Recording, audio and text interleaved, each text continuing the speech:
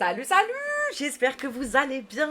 Alors aujourd'hui, on va faire un zoom sur la fameuse scène d'Euphoria du début de Cassie qui nous a plus choqué quelque chose. Et sur le moment, on avait des refs qui d'ailleurs m'ont énormément servi. Merci pour les petites refs que vous avez filées par-ci par-là.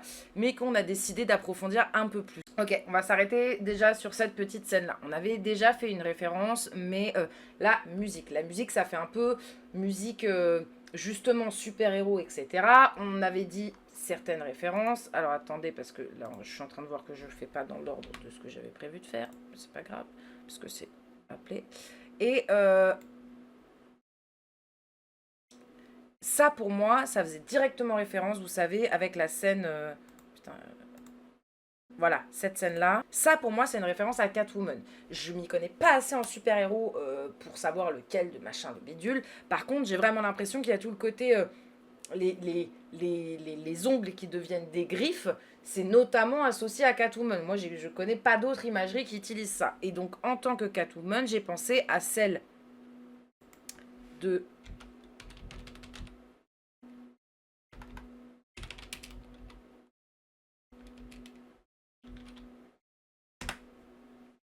de Michelle Pfeiffer, qui est la Catwoman aussi comme ça, et que, bah d'ailleurs, je crois qu'on le voit sur cette image. Vous voyez, ici, ça a craqué. On voit plein de petites coutures.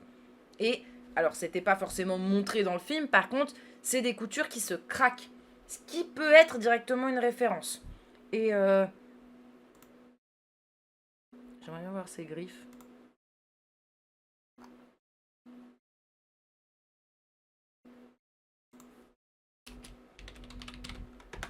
Michelle Pfeiffer, griffes. Il n'y a pas de main, là. Désolé, on va trouver, hein.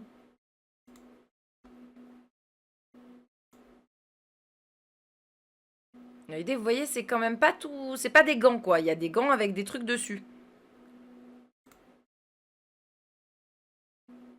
Bon, c'est pas Michelle Pfeiffer, mais il y a une idée. Donc voilà, déjà, ça me faisait penser à ça. Et donc ça, directement, il y avait un côté félin, voilà, hein, animal, les griffes, la transformation, et donc le côté animal aussi avec un côté léopard, qu'on va revenir analyser pourquoi le léopard, etc. Donc c'est une sexualité dangereuse, une femme qui est censée être forte, qui est censée être une prédatrice presque, et il y a un côté, surtout pour cette Catwoman-là, qui est un peu... comment dire? Comment je l'ai marqué? Pulp fantasy, comique, pin-up, male fantasy américaine. Vous voyez ce que je veux dire? Il y avait surtout un truc comme ça où, on peut se le dire, hein, là, il y a quand même un axe très BDSM, très rapport avec la culture même du sexe et du BDSM. Hein. Aujourd'hui, on retrouve des tenues comme ça dans les milieux justement BDSM ou alors dans les milieux queer qui font du BDSM, etc. Et c'est vrai que je trouve qu'il y a une référence directe parce que même là, il y a un rapport justement à la sexualité, vu qu'elle vend son corps, Cassie. Et voilà. Ensuite, il y a le léopard. Le léopard. Alors, ça renvoie aussi à la femme fatale, l'animalisation, donc ça fait directement référence à Catwoman que je viens de vous dire, mais il y a un côté vulgarité, glamour. Et vous vous rappelez ce que je disais pendant le react sur le fait que j'avais vu une analyse qui parlait du personnage du Cassie et de ses vêtements, notamment comme quelqu'un américaine, une fille des suburbs américains, qui essaye d'arriver en ville, mais qui n'a aucun code et qui est même très cliché et très... très kitsch par rapport aux gens de la ville. Et il y a quand même tout cet essai-là, même en termes des vêtements, des tenues, de la coiffure, etc. Ça fait pas femme de ville, ça fait pas, j'en sais rien, meuf de Gossip Girl, vous voyez ce que je veux dire, on dirait, et c'est ce qu'on disait, ça pouvait être, il m'a dit le dire un moment, tu peux être la plus belle femme de ton quartier, dans ta petite banlieue, là, dans la ville, c'est pas le même délire. Il y en a 10 milliards des comme toi. Et ce qui est aussi un peu vrai, moins il y a de monde, plus t'as de chance d'être la plus belle de tout le monde. Et donc dès que Cassie apparaît comme ça, la série nous dit on n'est plus face à une fille réelle, on est à une performance. Et je voulais pas analyser, mais on pourra y revenir dessus si vous voulez sur le côté juste avant, c'est les interviews. J'ai peur de revenir avant. Attendez. Voilà. Juste avant, c'est les scènes des interviews. Et donc on voit une Cassie qui commence à répéter le même discours et avoir la même performance, une performance de tradwife, etc. J'ai fait toute une analyse dont, si on a le temps, on la fera. Et, et attendez, je reviens, parce que résultat, je dois remettre l'image sans... Oh bah parfait. Et voilà, donc on a une construction fantasmagorique. Et ce qui est important psychologiquement pour Cassie, c'est qu'elle passe son temps à essayer d'être aimée, d'être choisie, d'être désirée, et surtout de devenir ce que les autres attendent d'elle. Donc malheureusement, même dans ce truc qui pourrait considérer être un moment d'empowerment, parce qu'elle devient monstrueuse, elle va écraser des gens comme un Godzilla, bah en fait non, parce que c'est la construction d'autrui qui te fait croire à une fausse notion de contrôle, mais qui te dépasse, parce qu'on voit qu'il y a quand même une certaine peur là dans ses yeux, dans cette transformation qui est symbolique, et aussi elle ne devient pas sauvage au sens de ça devient pas King Kong, Lago. Non, non, ça devient le fantasme américain d'une femme sauvage. Appelez. Je valide l'analyse avec le BDSM, un petit hors sujet, on est d'accord que le IRL de la tradwife est un énorme scam. Ouais.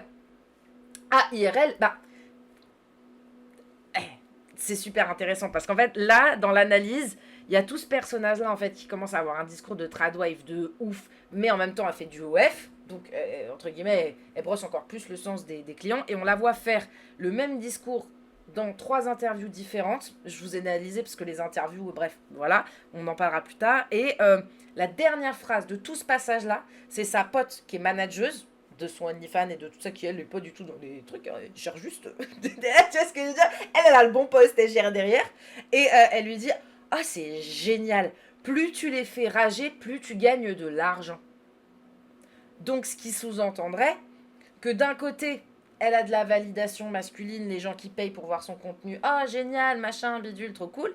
Et en même temps, les gens comme moi, typiquement, mais c'est inadmissible, nanana, nanana, j'écris un commentaire, puis j'écris un autre commentaire, puis elle apparaît tout le temps dans mon feed parce que j'écris un commentaire, donc résultat, je m'indigne de plus en plus, parce que je n'ai pas bloqué. Bah oui, résultat, elle a encore plus de visibilité et de l'argent.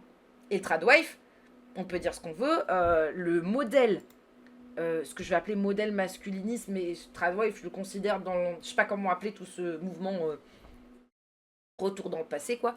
En gros, dans ce mouvement retour dans le passé, c'est aujourd'hui un des business plans les plus rentables sur Internet. Là, il y a des études qui sont sorties il y a quoi 6-8 mois. Je sais de quelqu'un qui a fait toute une grosse analyse et tout ça. Voilà, c'est un business plan rentable. C'est-à-dire que moi, demain, je vais être cash aussi, et on le voit, vous le voyez sur Twitch, je pense sincèrement. Je suis une femme. Demain, je fais la cuisine en même temps que je vous parle. On double les vues. On double les vues. Ah, c'est clair et net. Je suis une femme, je parle de féminisme. On diminue les vues. Je suis un homme, je parle de féminisme. Je double les vues. Je suis un homme, je parle de masculinisme. Je triple les vues sur celui qui parle de féminisme. Vraiment, money, money, money. Ah, le compte OF. Le compte OF, ça c'est un autre sujet aussi. Bah, là, dans la série, ce qui était très intéressant, c'est qu'il y avait tout un parallèle l'épisode d'avant entre ce personnage-là qui était en train d'essayer de chercher de la validation, etc., et de l'argent aussi, c'est clair, avec OF, et en train d'essayer de se faire un Instagram, influenceur et tout ça. Et en même temps, tu avais un montage parallèle avec une femme qui avait été trafiquée, donc trafic d'êtres humains, et qui se retrouvait à faire la prostituée dans un truc de strip club, donc pas du strip, mais de la prostitution imposée. Et il y avait un montage entre les deux, donc une qui choisit, même si bon, moi mon point de vue c'est plus qu'il y a des problèmes psychologiques qui n'ont pas été gérés, et qu'est-ce qu'on fait de cette jeunesse-là qui est en souffrance. Moi, c'est la thématique pour moi de cette série de saison 3. Et justement, cette femme trafiquée qui n'avait pas le choix. Et donc, pour moi, il y avait un parallèle qui était super intéressant. Et donc, on en était au léopard. Et voilà. Alors là, on avait parlé aussi par rapport à tout le côté léopard, etc. On avait déjà eu des références qu'on avait trouvées. Mais j'en ai trouvé d'autres. Oh là là. Oh. Barbarella. Donc alors voilà, Queen of the Galaxy, très sensuelle, et elle fait partie de ce qu'on appelle les pin-up de science-fiction des années 70-80. Encore une fois, je vais reprendre le mot, c'était du male gaze adressé aux geeks américains. C'est-à-dire qu'il y avait vraiment toute une... même dans les comics, etc., durant une époque, on visait vraiment les nerds qui représentaient stéréotypement, puisque les nerds d'aujourd'hui, c'est plus du tout la même chose, parce que les nerds sont devenus à la mode. Il y a eu vraiment un changement de pouvoir, etc. On le voit bien par exemple avec les Marvel, qui étaient considérés comme un truc, justement, avant, comme les mangas et tout ça. Ah, et aujourd'hui, tout le monde regarde, t'as pas vu Marvel, t'as pas regardé d'animé. Non mais c'est la folie. Et donc voilà. Et puis quand c'est la mode, les bah Marvel, c'est littéralement, si t'as pas vu Marvel, c'est la honte. Donc juste pour Barbarella, je vous redis, mélange naïveté, sexualité. Hop là. Kitsch pop et corps constamment exposé, faux pouvoir féminin. Et pour Shena, c'est le côté femme pseudo-sauvage, pseudo-indépendante, mais toujours filmée comme une femme exotique. C'est exactement ce que fait la scène de Cassie, typiquement. Et donc elle semble gigantesque, dominante, puissante, dangereuse, mais la caméra continue de filmer ses seins, ses jambes et son corps et sa désirabilité. Donc le pouvoir reste consommable.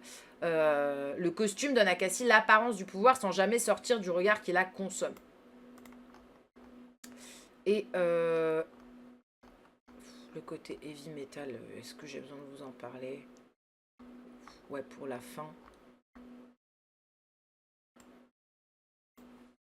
Ah bah c'est marrant que tu m'aies amené un exemple parce que Jill, ça correspond exactement à mon exemple d'après parce que j'avais mis heavy metal mais je me suis comprise. C'était la femme comme Apocalypse sexy. Donc le côté Apocalypse dans Resident Evil est aussi présent. Même si, faut se l'avouer, ils nous l'ont plus couverte que dans d'autres jeux vidéo quand même. Enfin, respectons, hein. Tu vois ce que je veux dire? Il y a un débardeur basique, c'est pas le débardeur échancré où on voit le bide et le mini short qui... On voit la trace du cul en dessous, là. C'est insupportable. Putain, d'ailleurs, je suis contente que ça soit plus la mode, ça. Il y a une période où je pouvais plus m'acheter de fringues. Tous les shorts, ils arrivaient au-dessus du cul. Enfin, oui, au-dessus de l'arrêt du cul. Je sais pas si vous avez le même problème au Canada ou je ne sais où, là, mais c'était une tuerie. Jill... Second film. Oui, d'accord. Finalement, on revient dans cet univers. Et donc, bon, vous avez l'idée, mais il y en a plein d'autres. Hein. Exactement ça. C'est encore trop contemporain, mais vous avez l'idée.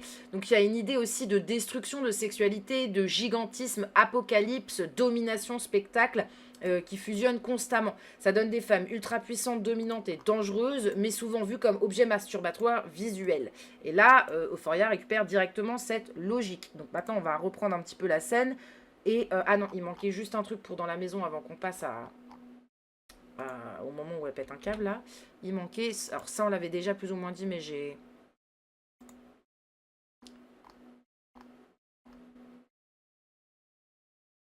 Ah, il est où? La maison de poupée. Hop là. Donc on avait déjà parlé, mais toute cette scène, elle faisait aussi largement penser à Barbie. Barbie, ça fait plusieurs fois qu'on en parle, c'est vous qui me l'avez fait remarquer, et j'ai décidé d'aller encore plus loin avec tout le côté Barbie, Polly Pocket et féminité fabriquée.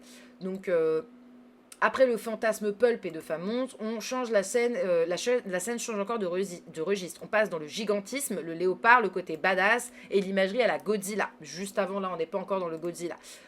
Donc Cassie reste filmée comme une poupée.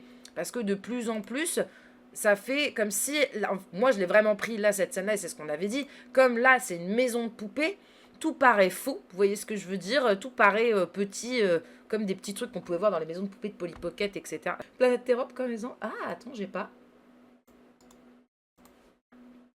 Mais putain, mais encore mieux. J'adore. J'adore quand on va trop loin tous ensemble. Ouh, pas con. Ah, mais c'est Paige. c'est... Elle restera charmed pour moi. Ah, mais je crois que j'en avais entendu parler. Ah bah, c'est marrant. From Dusk Till Dawn, c'est le film que je vous ai montré avant. Et bah écoute, je pense qu'il y a moyen que t'aies raison. Parce que ce réalisateur-là, c'est la 2/3 fois que je le vois, que je le cite par rapport à Euphoria. Donc je pense que t'as raison.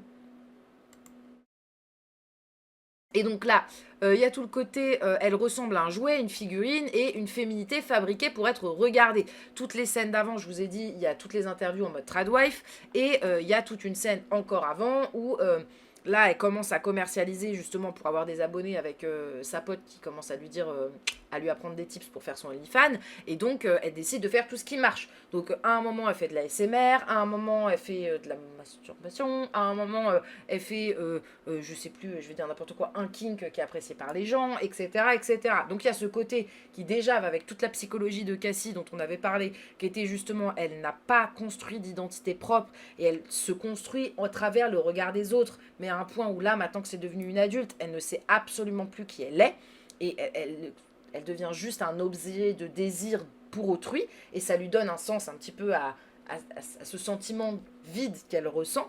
Et donc là, on voyait pour moi vraiment la référence à Barbie avec la maison toute rose, on l'avait déjà dit, mais même le lit, ça fait lit de princesse, etc. Mais même le lit, il fait un peu kitsch. On rappelle un petit peu tout ce côté que je vous ai dit avant, hein, une femme qui essaye de se paraître luxe, mais c'est pas luxueux, c'est de mauvais goût, quoi. Euh, voilà, ça ressemble presque à une maquette, à une maison de poupée, un décor miniature ou à une chambre jouet. Et il y a un détail, c'est la ring light. La ring light, donc là cette traduction de ring light de lumière en rond, qui est vachement utilisée pour les influenceurs, etc., mais qui représente aussi soit le spectacle, donc on filme un petit peu sa transformation, soit justement quelque chose comme du voyeurisme, ou alors mettre en lumière. La chambre ici, elle n'est plus privée avec cette ring light. Ça dit qu'elle n'est plus sécurisante, ce n'est plus un refuge. Et donc dans tout ce truc où est la peur en plus, ça nous montre aussi tout ce truc-là.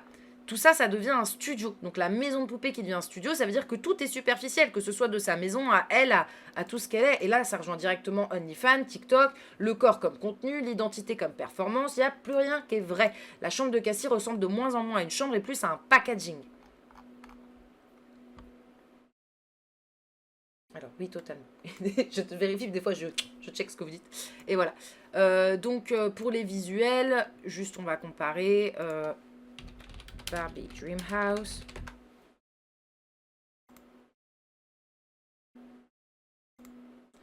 Donc il y a tout ce truc, vous voyez, ce rose un peu pastel qu'on retrouve. Là c'est un rose, c'est pas le même rose.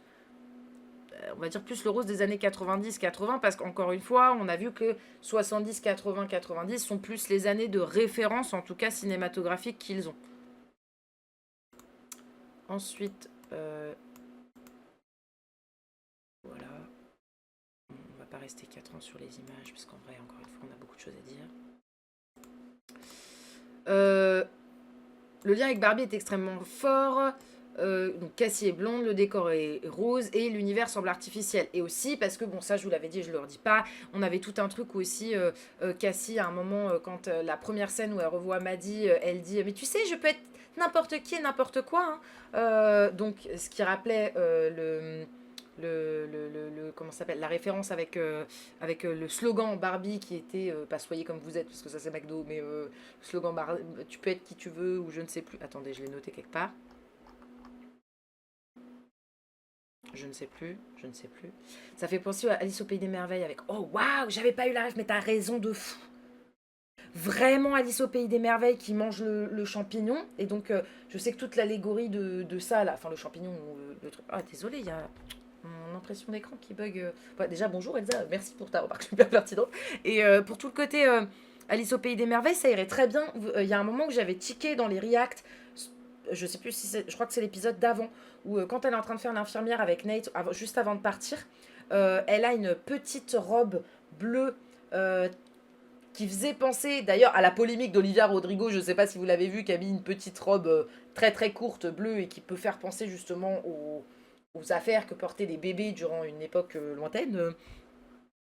Oh là là, attendez, j'exprime des choses, mais tenue bébé robe, années 60, allez.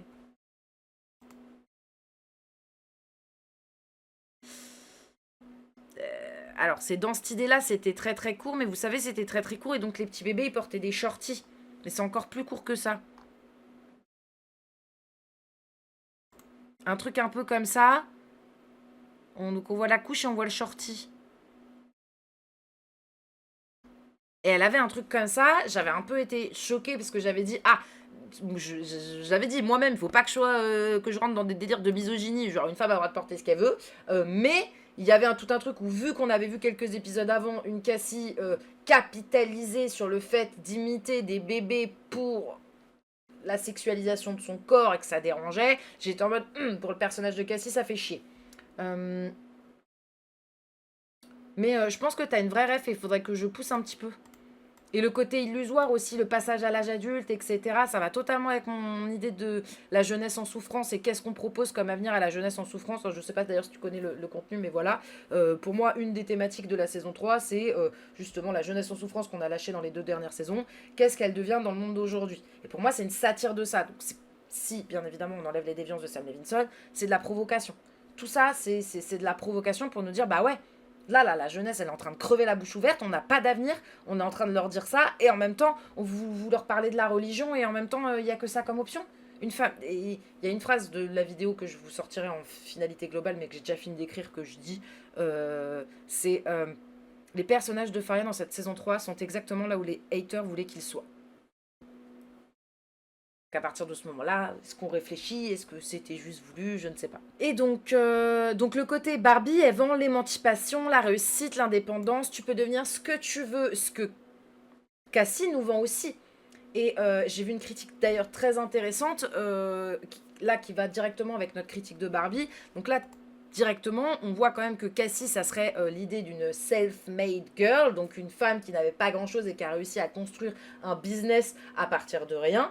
Et c'est limite une critique aussi satirique des États-Unis, parce que ce qu'avaient promis les États-Unis avec l'American Dream, et depuis des millénaires, c'était, et avant même que les femmes aient des libertés et des droits, c'était que justement, en travaillant, avec tout le discours méritocratique, en étant un individu, tu peux arriver à construire une carrière, etc., et arriver à la réussite.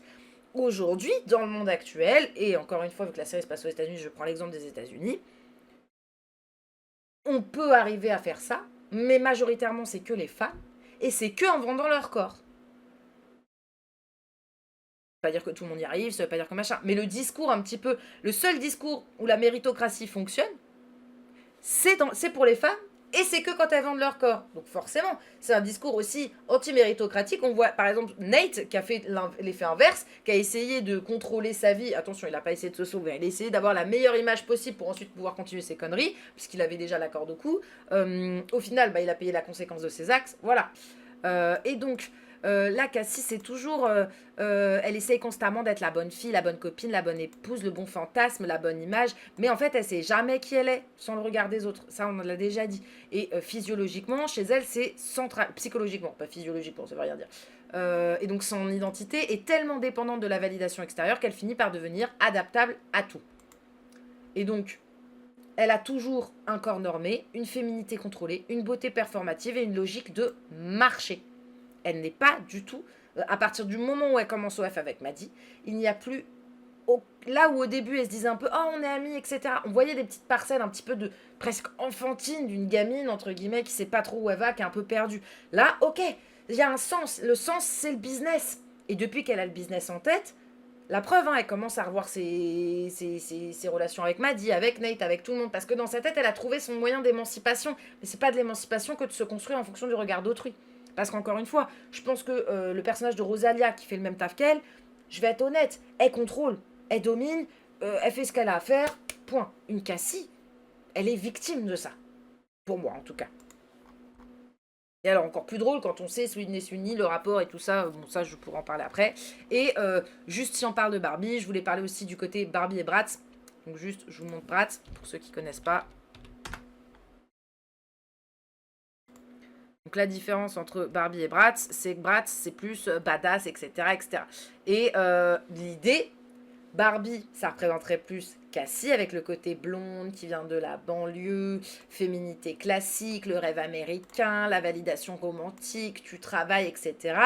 Alors que les Bratz, ça représenterait plus Maddie avec le maquillage excessif, le contrôle visuel, un style plutôt urbain, une sexualité assumée et une domination esthétique. Je trouvais ça intéressant qu'au final, les deux pouvaient se mettre dans cette analyse de Barbie que vous m'avez amenée. On peut même aller plus loin avec le Bratz. Et ce qui est intéressant, c'est que Cassie essaye de progressivement de devenir Maddie. Mais elle n'y arrivera jamais complètement. Voilà. Et le côté Polly Pocket. Donc le collet Polly Pocket, Cassie devient géante dans le décor, ça donne l'impression qu'elle ne rentre plus dans le rôle féminin qu'on lui a fabriqué. Elle déborde littéralement du jouet. Et psychologiquement, ça fonctionne très bien avec son personnage, le fait de déborder. C'est d'être toujours dans le trop, dans l'excès, dans le tout, dans le rien. Mais elle essaye toujours d'être la copine parfaite, l'épouse parfaite, la fille parfaite, le fantasme parfait, sans jamais se dire mais c'est quoi la vie, c'est quoi, mis à part être parfait, c'est pas une solution, c'est pas une vie. Ah là là. Et donc le corps comme validation, Cassie qui se regarde, la scène du maquillage, la scène où elle attend l'attention masculine. C'est le plus triste dans toute cette logique, c'est que Cassie ne semble même plus habituée à son propre corps. Il y a un truc de là, elle ne comprend pas ce qui lui arrive. Bon, bien évidemment, je vous ai enlevé l'analyse littérale de elle grandit, elle grossit, elle prend la grosse tête, elle prend des followers, donc ça prend de l'ampleur, etc. Ça me semblait logique et je vois pas l'intérêt de vous le dire. Mais voilà. Ça rejoint directement, ouais. Voilà. Allez, on avance. Donc là, bien évidemment, on avait dit Godzilla, King Kong, etc. Donc alors, Godzilla, King Kong, femme géante, destruction, building, catastrophe urbaine. En vrai, cette scène, elle parle de regard, de corps, la manière dont l'Amérique fabrique les fantasmes féminins et de ce qu'il se passe quand ces fantasmes deviennent trop gros pour être contenus. Donc déjà, là je vais vous donner la référence officielle que les équipes du film ont dit. Bah. La référence officielle, c'est l'attaque de la femme de 50 pieds. Voilà. On voit quand même le pattern assez similaire. Appeler et la manière dont vous parlez des TDS, je suis pas trop d'accord. Et donc, si vous voulez en parler comme ça, parlez-en en privé, pas sur mon chat, s'il vous plaît. Parce qu'encore une fois, c'est sympa de dire c'est un drame social. En fait, ça fonctionnerait pas si c'était pas le métier le plus vieux du monde. Et qu'en fait, ça commence à déranger que quand. De l'histoire de l'humanité, OnlyFans. Alors attention, il y a toujours des dérives et des machins, des bidules. Hein, mais ça a été la première fois où en fait, les femmes récupéraient directement l'argent. Sans qu'il y ait un connard, homme, parce que c'était des hommes, qui récupérait la thune dessus. Donc oui, je peux comprendre que c'est c'est chiant, c'est damnation, c'est machin. Mais en fait, c'est quoi vous préférez quand les femmes, elles se faisaient violer? Parce que ça a toujours existé. Hein. Donc en fait, réguler, ouais, ça peut sauver la vie de certaines. Donc il y a un moment où, oh là là, c'est chiant, c'est la damnation, oh là là, des meufs qui montent leur cul, c'est traumatisant. Bah, ce qui est traumatisant, c'est de se faire violer. Il y a un moment où en fait, on peut trouver ça choquant. Il n'y a pas de problème. Par contre, sur cette chaîne, il faut être dialectique. Vous savez très bien. Pour moi, chez moi, il n'y a pas de bien et de mauvais. Le bien et le mauvais, on est en train d'analyser et de montrer que justement, une meuf qui monte ses seins, c'est pas qu'une meuf qui monte ses seins. Donc en fait, ça va à l'encontre même de tout ce que j'essaye de faire là. Oui, là, c'est une meuf qui fait du OnlyFans. Mais en fait, une meuf qui fait du OnlyFans, c'est pas qu'une meuf qui fait du OnlyFans. Comme un incel, c'est pas que un incel. Vous voyez ce que je veux dire? Enfin, moi, c'est tout le travail de ma chaîne. Je t'en veux pas ou j'en veux à personne. Hein. Juste, c'est vrai que pour moi, c'est des sujets où il y a tellement je vais dire, hein, de gens qui parlent sans connaissance de cause. Et il y a un moment où ça me dérange pas de parler. Par contre, essayer d'affirmer des choses, genre, c'est le plus gros problème d'eux. Dis-moi combien d'articles t'as lu, s'il te plaît, dessus. Hein. Tu vois ce que je veux dire? Ça, c'est mes arguments sur Internet. C'est qu'il y a un moment où on peut avoir des opinions, mais essayer de faire passer ses opinions pour des faits, ça passe pas chez moi. Encore une fois, de la bourre. Mais bon, je préférais remettre ça, César, au milieu du village. Bon.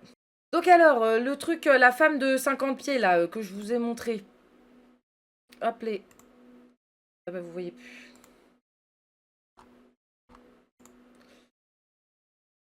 Appelez. Donc la femme de 50 pieds.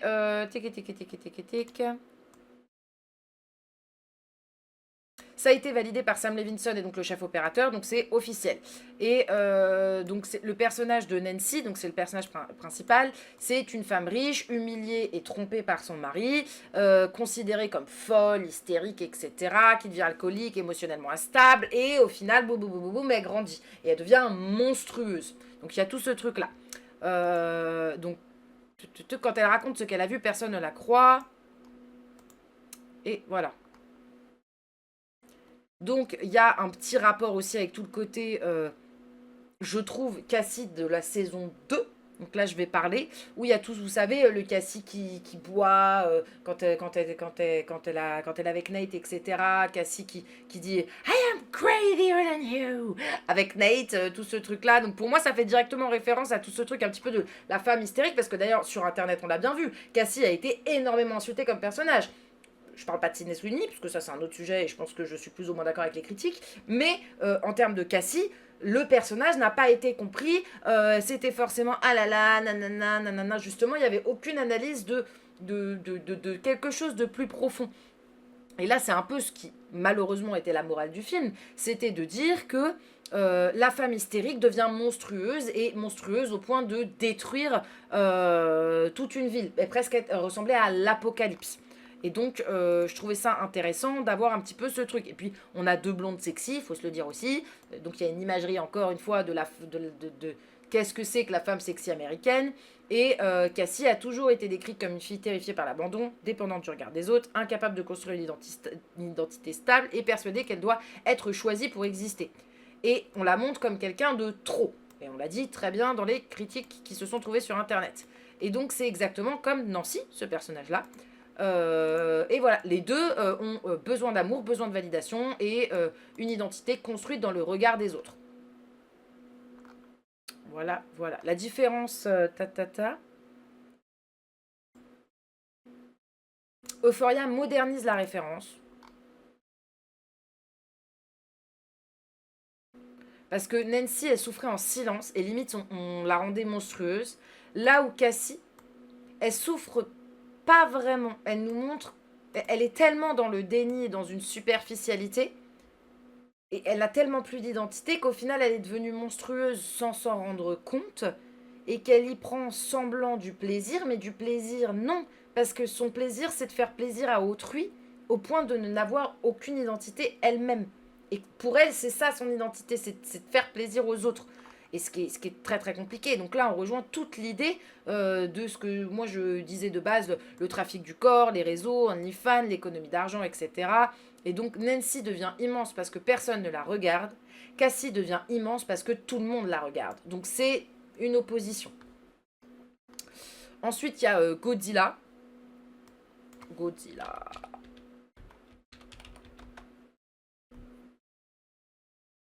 Donc Godzilla comme King Kong, etc. Je vais pas vous montrer parce que je pense que c'est assez connu. C'est vraiment l'idée... un kaiju. C'est le mot. Bête étrange et bête mystérieuse. Et alors pourquoi je dis kaiju? Parce que c'est important, parce que le kaiju est même devenu un fantasme qu'on retrouve justement sur ces plateformes.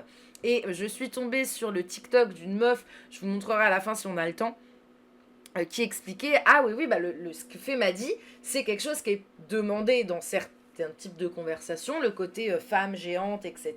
Et elle dit, pour faire cet effet-là, vu que nous, on n'a pas des milliards d'euros pour reproduire des maquettes, des trucs comme ça, de la CGI, je sais pas quoi, nanana, et bah qu'est-ce qu'on fait?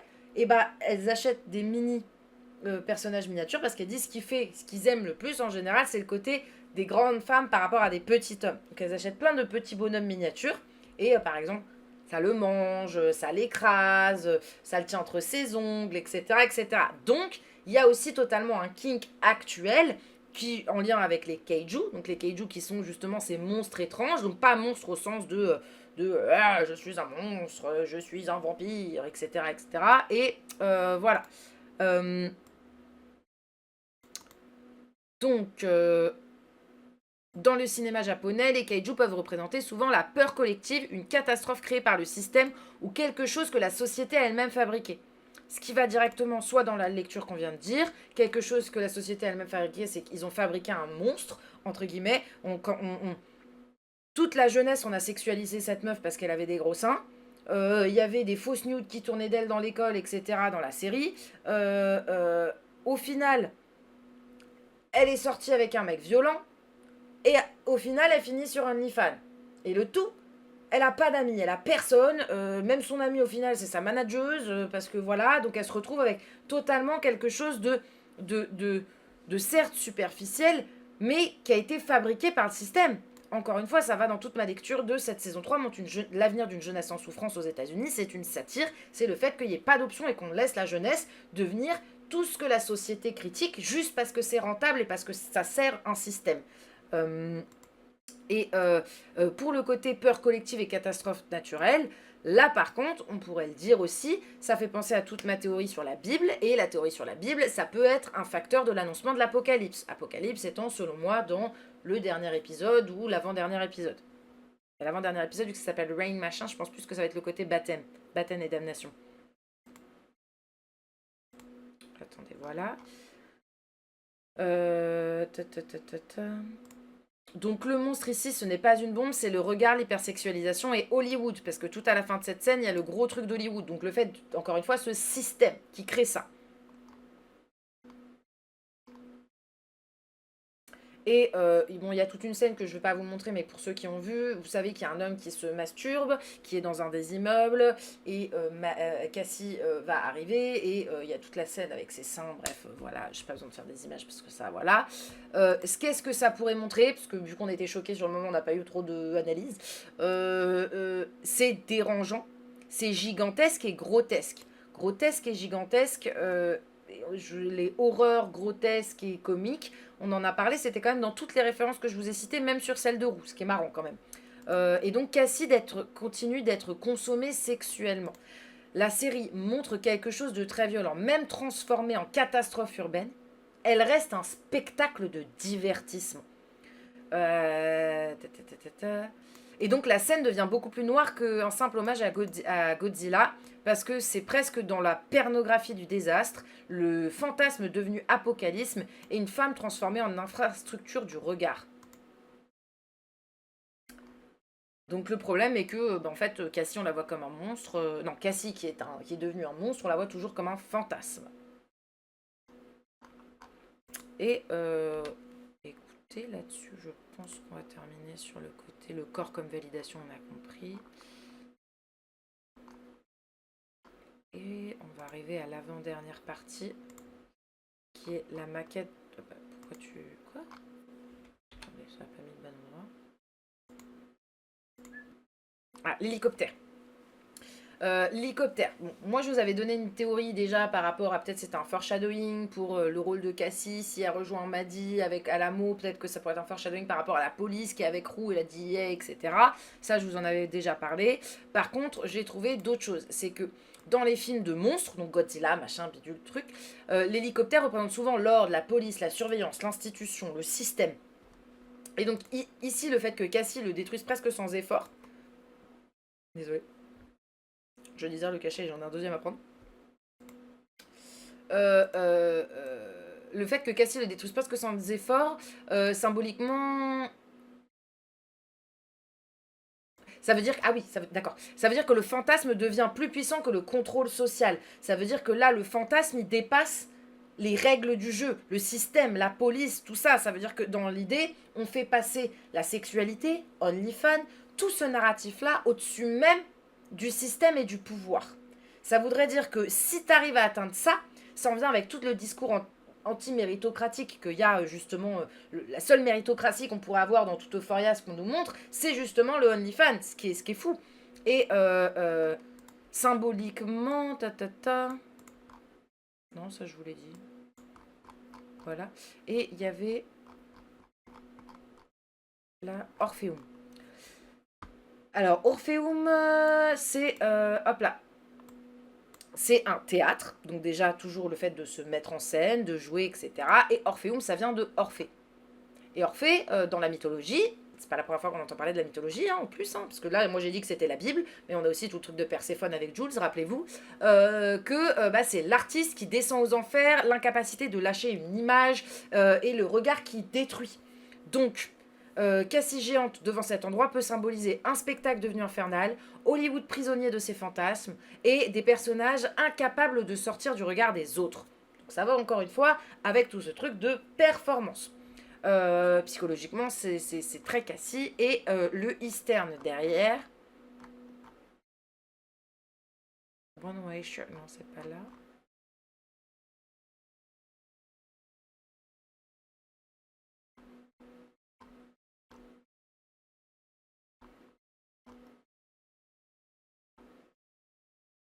Oh. Contrôle F. Eastern. Ah voilà, l'Eastern pour l'or. Oh.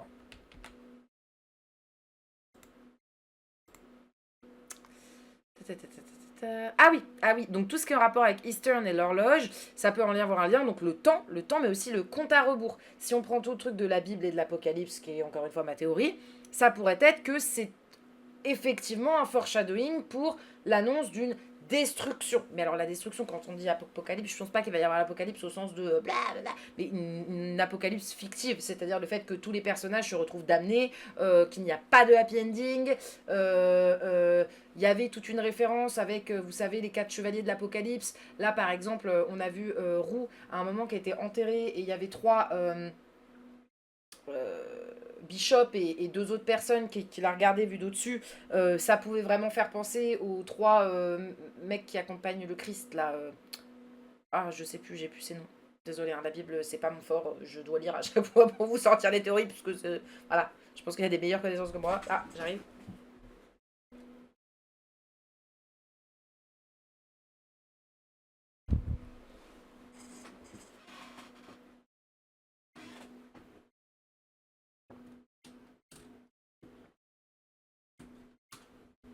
Désolée, hein. On va y arriver.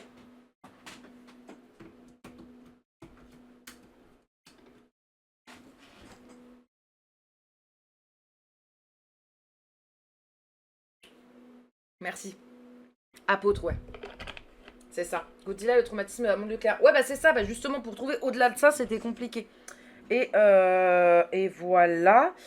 Donc, l'hélico entre Orpheum et l'horloge, ça peut donner le pouvoir institutionnel de la police qui rentre dans le spectacle, le désir, le chaos. Donc, ça, encore une fois, est-ce que ça pourrait dire qu'il y a quelqu'un qui est dans le milieu du spectacle, dans l'équipe? Donc, ça pourrait revenir à la théorie d'Internet qui n'est pas la nôtre, que Bishop est un flic. Moi, je vous ai dit, je pense pas. Mais ça rentrerait quand même. Et ensuite, vous vous rappelez au tout début... Ah, voilà, ici, il y a des vrais gens. Et alors là, je me suis demandé pourquoi, s'ils ont tout fait en maquette, pourquoi ils n'ont pas mis les Polly Pocket justement pour le rapport OnlyFans, tout ça, machin dont on vient de parler. Et alors là, en gros, pour moi, ce que ça veut dire, c'est que le fantasme a des conséquences réelles sur les vrais gens. Et l'industrie même de la souffrance d'autrui et la capitalisation sur le corps des femmes, etc.,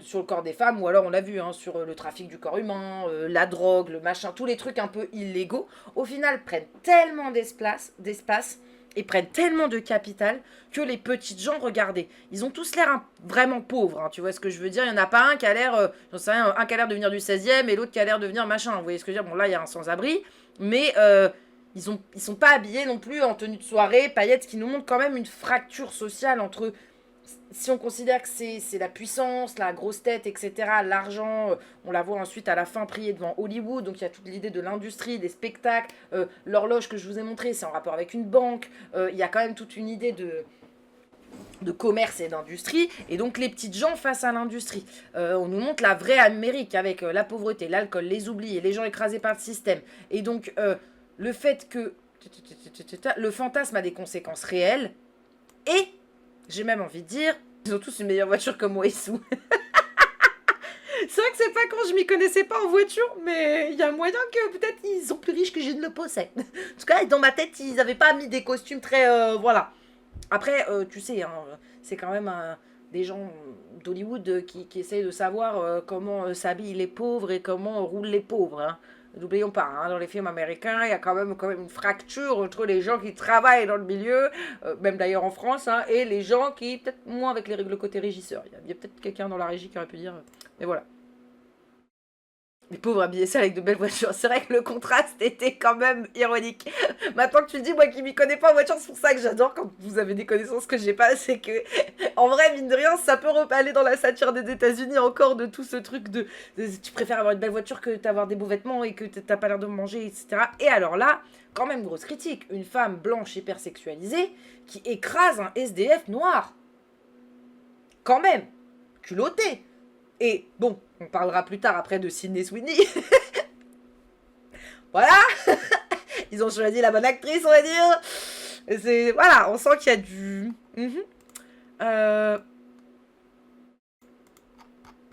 Qu'est-ce que j'ai dit sur les sans-abri, justement je sais plus, mais alors déjà, ça peut avoir un discours sur la racialité aussi, parce que c'est quand même, dans cette saison, on a amené le discours racial qui est arrivé, on a le N-word qui est apparu plusieurs fois, on a justement plus de personnages racisés, parce que mine de rien, avant, Roux, elle était solo, hein, Roux et sa famille, c'est comme si c'était les seuls de tout son quartier, tu vois ce que je veux dire, et voilà, et mine de rien, il y a quand même des stigmas qui arrivent justement sur les personnes noires. Parce que racisé, c'est autre chose.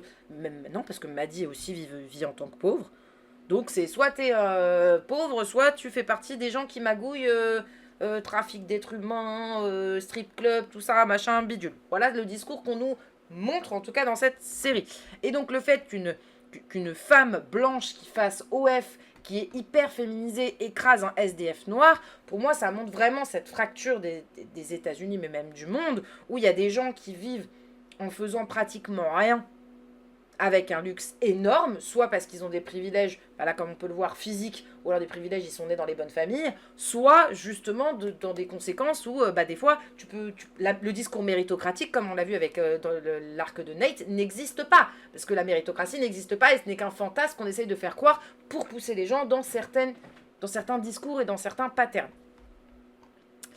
Les buildings, ils servent à montrer le capitalisme, le pouvoir, la réussite, la domination sociale et la verticalité américaine. Vous voyez, tout est bien rangé, tout est bien machin, c'est... voilà. Et en même temps, il y a tout un truc avec la femme très sexy au milieu. Cassie devient plus grande qu'eux, donc symboliquement, le fantasme dépasse les structures qui l'ont créé. Donc là, elle a un pouvoir et elle est un peu incontrôlable. Et notamment un profil comme Cassie, si elle arrive, comme on l'a vu dans l'épisode dans Hollywood et tout ça...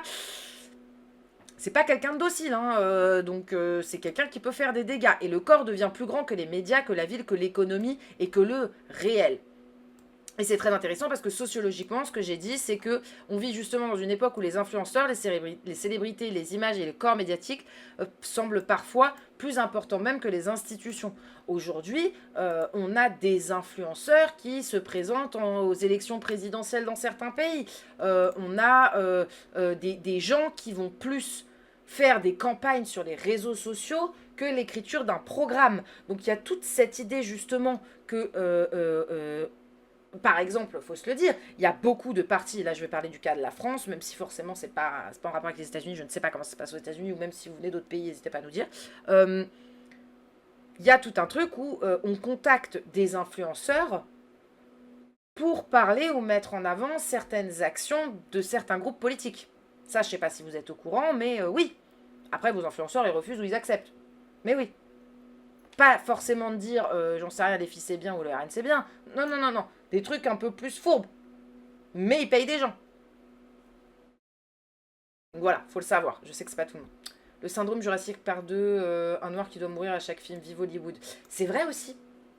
C'est vrai que dans les trucs Godzilla, machin, bidule, je pense que, vu qu'on a vu que ça faisait référence à beaucoup de trucs des années 80, le fait que le noir, il meurt dans le film, c'est quand même... ça fait partie d'une critique d'Hollywood aussi. Et toute la fin que je vous ai toujours pas montré, parce qu'il y a le passage avec les seins que je dois passer, j'attends de finir de vous expliquer tous ces petits détails-là avant de passer à la suite.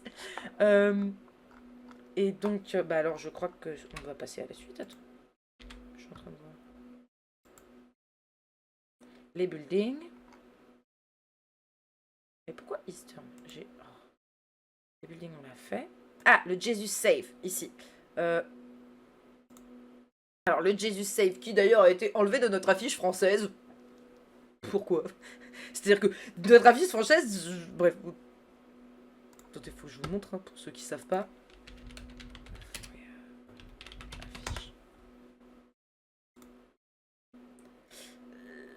Je sais pas si vous voyez très bien. Non, on voit pas bien.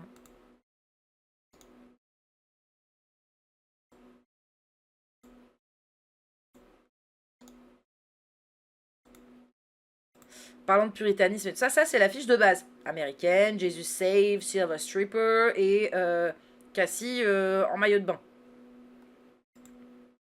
Voici la fiche française. Cassie en robe de mariée, plus le Jesus Save et le serpent. Je savais pas qu'on était devenu un pays puritain. Je savais pas que nous là, on est des puritains là. Écoute, on n'a pas la réputation dans le monde entier, hein. C'est plutôt tous les Américains, tous les gens comme ça là, quand ils viennent chez nous, c'est plutôt non, mais c'est des filles faciles et des mecs faciles. C'est le pays de l'amour, c'est le pays de machin. Bref. C'est barre. Le fameux Jesus Save qui est partout là. Ouais, de ouf. Dis-moi, analyse de Scary Movie 6. Oui, j'ai trop envie. Bah, moi qui était mitigée quand j'étais plus jeune, j'ai pas revu du tout vieille ce type de film ou de série. Enfin, ce type de film. J'ai bien envie de voir comment j'agis. Est-ce que je suis en mode quand cette culture et une vieille riaque là, est-ce que ça me fait rire? Est-ce que vu que ça provoque ça, je sais pas. Voilà. Et donc le Jesus Save. Alors, bon là pour tout le côté religieux, ça valide aussi tout mon côté de pourquoi je vous ai dit que c'était l'histoire de la Bible. Il y avait quand même des indices, hein, le serpent, le Jesus Save, etc. Là, on a vu dans les derniers épisodes, il commence à y avoir des noms même de personnages, des Judas, des le Christ est censé arriver, machin, bref, des trucs comme ça. Et donc là, on a un néon Jesus Save, donc là t'es où, avec une Cassie hyper sexualisée. Donc quand même, ça fait tout ce truc d'opposition que je vous parlais de ce que dans ma théorie, la satire des États-Unis, où on a une opposition des choses. C'est-à-dire que ça va avec ma théorie de la religion et ça va avec ma théorie de satire des États-Unis. Parce que qu'est-ce qu'il y a de plus états-unien que l'ambivalence et l'opposition? Être un des pays qui se prône comme le plus catholique, comme le plus etc. Et en même temps être le pays de Los Angeles et de Las Vegas. Être un pays qui parle de méritocratie et en même temps être un pays dans lequel limite on donne des médicaments aux gens sans contrôler et ils finissent addicts et à être dans la rue parce qu'ils sont addicts au fentanyl ou à tous ces trucs-là, tu vois ce que je veux dire, sans parler des gens qui ont des problèmes d'addiction et tout ça. Mais le fentanyl, par exemple, est donné en tant que médecine aussi. Et donc, il y a des gens qui se retrouvent accros sans même avoir voulu s'éclater, quoi. Donc, bref, que des délires comme ça. Donc, que des oppositions. Et donc là, on mélange sexualisation, publicité, spectacle, apocalypse, parce que le Jesus Save, il est quand même en néon rouge, comme on pourrait mettre, j'en sais rien, spectacle de Amio Caméra, tu vois ce que je veux dire, ça fait très spectacle, quoi. Et voilà, donc... oui, ça je viens de le dire. On la met presque en étant gérante avec le Jesus Save devant lequel elle passe plusieurs fois. Ça peut presque faire comme une idole ou une figure sacrée, mais en même temps c'est une pin-up religieuse et une Babylon pop américaine. Donc on est quand même dans un truc où même nous on sait pas trop le où, du pourquoi, du comment. Et donc le corps féminin devient à la fois produit commercial et une image sacrée. Donc il y a tout ce truc aussi. Si j'en viens à Cassie qui était censée représenter Ève de Adam et Ève, le péché de la femme, enfin ce que la femme doit subir après avoir fait le péché originel avec son mari. Le mari, c'est de s'occuper d'une terre de labeur, donc il y a toute cette idée avec la terre, la fleur, donc la terre qui est empoisonnée, donc Nate il peut plus travailler, donc il est endetté, etc. Et la femme, tout le péché vient sur son corps. Donc c'est plus sous-entendu dans la Bible avec enfanter, etc. Voilà, tout le côté du porc, être vierge, du corps je veux dire, être vierge, etc. Là où au final ça a été un petit peu modifié pour la Euphoria, où aujourd'hui le corps c'est l'hypersexualisation, le rapport au corps où justement on nous parle d'être puritain, en même temps, tous les clips que j'ai vus et dans lesquels j'ai grandi, c'était que des meufs en maillot de bain et en bikini qui twerkaient sur du Sean Paul, tu vois ce que je veux dire, ou du Pitbull. Il y a un moment où, bon, voilà, nous, le clip de ma génération, c'est Shakira et Beyoncé, ou alors Shakira et Rihanna à moitié à poil qui dansent comme ça. Enfin, voilà, il y a un moment où si on veut d'autres images, bah faut aussi en prôner et les commercialiser, et les industries, elles ne font pas ça, bien évidemment que non. Ou alors, j'en sais rien, si tu veux faire du zouk et pas t'habiller en mini-jupe, alors là c'est la merde, hein. Tu vas avoir 90 producteurs de musique qui vont être derrière toi. Par contre, alors là, au contraire, tu veux t'habiller avec un petit décolleté, mais par contre tu fais de la variétoche française, ah non, non, non, tu vas choquer les papilles là, attention, attention. Eh, voilà. Donc la France n'est pas le pays le plus puritaniste, par contre c'est celui qui censure, c'est celui de la censure en Occident, gilet jaune. Ok, ok. Ah, je savais pas ça, tu vois. Ah bah je me renseignerai plus. Ah bah merci pour cette info. Merci, merci. Et bah, mis à part Hollywood, je pense que c'est tout. Et donc on va pouvoir passer à la scène d'après. Hollywood, ouais, c'est ça. Rappelez, alors 2 secondes pour que j'évite de vous mettre les seins en gros plan. Oui, bon. J'allais pas les louper.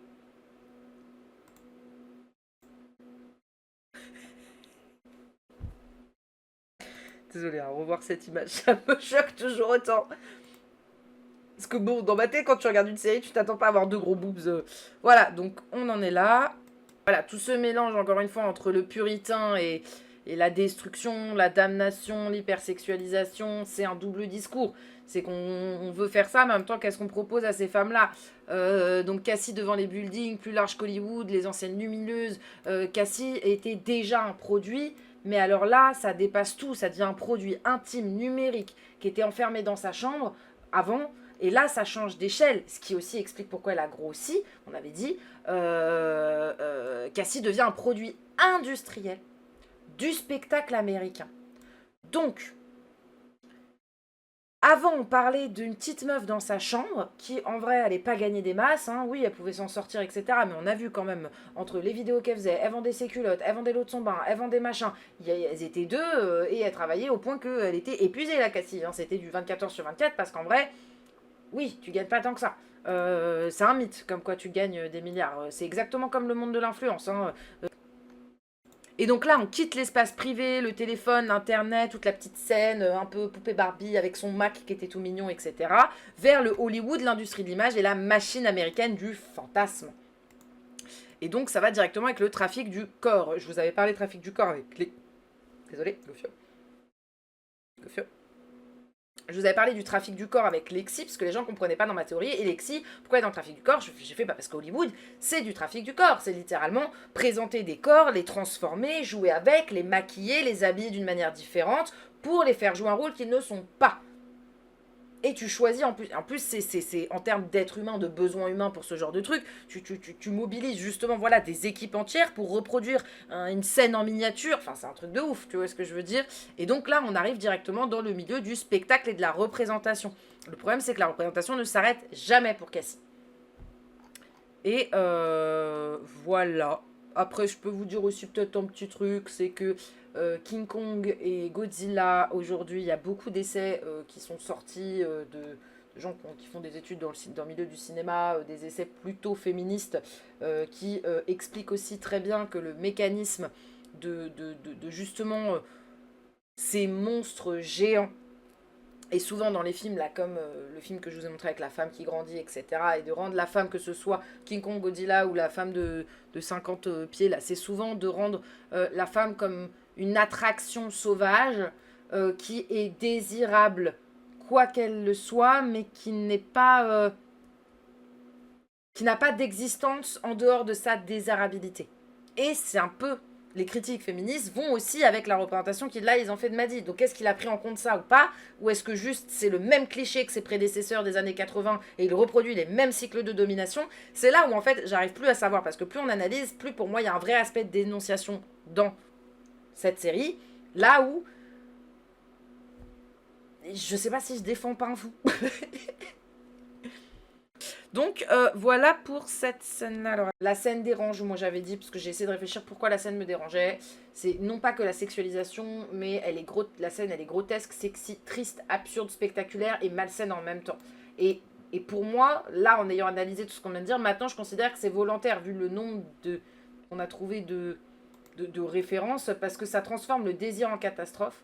Et en même temps, le vrai monstre de la scène, c'est peut-être de nous montrer que c'est Hollywood et tout ce système, entre guillemets, dont Cassie maintenant fait partie.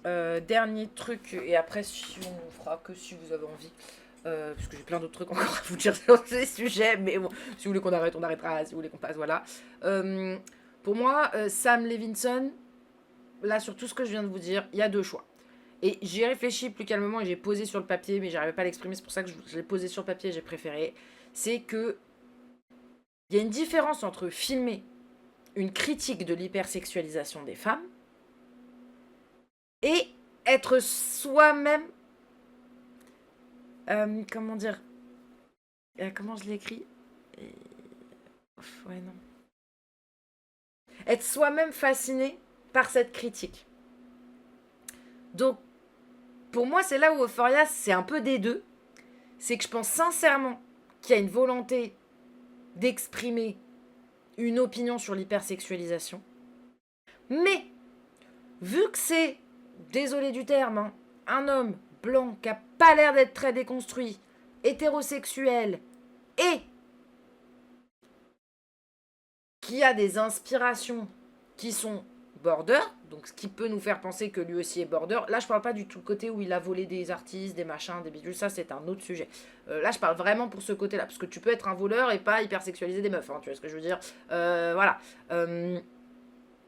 Et donc, je trouve ça intéressant parce qu'en fait, c'est pour moi là ce qu'on arrive, et en mettant ces mots-là, c'est la même critique qu'il y avait avec les premières saisons par rapport à la drogue. C'est qu'on disait ah c'est que des gamines qui se droguent, ça banalise la drogue, ça banalise la drogue. Personnellement, moi je n'ai pas vu une banalisation de la drogue, je l'ai vu une dénonciation. Mais l'esthétisation des scènes de drogue, avec justement une musique magique, des personnages qui ont un maquillage qui est devenu, qui ont fait des buzz interplanétaires, des lumières spécifiques, etc., ça a romancé la prise de drogue, tout en la dénonçant. Donc ce côté de ça montre des choses d'une manière esthétique, spectaculaire, de choses problématiques, on l'a déjà vu dans les précédentes saisons. Sauf que là, au lieu que ça soit la drogue, on parle du corps de la femme et de l'hypersexualisation. Et donc, oui, pour moi, il y a toujours cette double lecture de... Il y a un facteur de dénonciation de l'hypersexualisation de la femme comme un problème systémique et psychologique et d'un délaissement de la jeunesse en souffrance. Et son esthétisation dans la série pose le problème qu'on voit partout en fait. Et donc, il y a un côté de dénonciation, mais est-ce que tu dénonces vraiment si tu reproduis exactement la même chose pour montrer ? Il n'y a pas vraiment de réponse. Et attention, moi, je ne défends pas Sam Levinson du tout. Je pense juste que, encore une fois, une série, pour avoir étudié le cinéma et avoir déjà été sur des tournages, etc., un film, c'est une équipe. C'est pour ça qu'on appelle ça le spectacle vivant. Et je sais qu'on a un culte des réalisateurs et des metteurs en scène, même dans le théâtre, hein, c'est pour ça que je dis metteurs en scène, mais il ne faut pas oublier que ces gens-là, c'est un pecno sur 10 000 personnes, ou sur 200 personnes. Et qu'il y a un moment où, oui, ils peuvent avoir la grosse tête, jusqu'à où ils avaient les limites, tu vois ce que je veux dire. Je pense sincèrement pas que Sam Levinson, c'est lui qui a choisi les costumes. Et donc quand je faisais les analyses de costumes et que sous des commentaires de ma vidéo, on m'a dit non mais Sam Levinson, il n'aurait jamais pensé à ça. Dans ma tête, j'étais bah oui, c'est le costumier ou la costumière qui pense à ça. Donc ça reste un ensemble un petit peu comme ça. Voilà.